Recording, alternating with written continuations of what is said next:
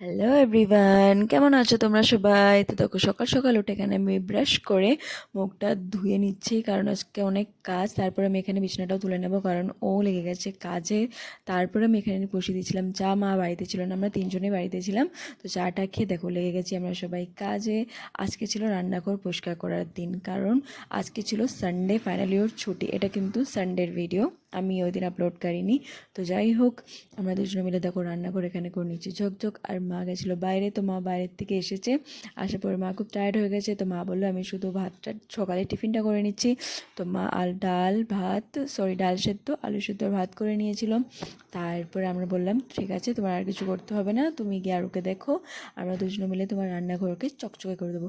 দেখতে কিন্তু খুব ছোট লাগছে, কি ভাই কত ছোট জায়গা, কত ছোট, বাট সিরিয়াসলি এত নোংরা আছে কোথা থেকে যে। আমরা কিন্তু সপ্তাহে সপ্তাহে রান্নাঘর পরিষ্কার করি, বাট তাও কোথার থেকে যে এত নোংরা এসে গেছে দেখো।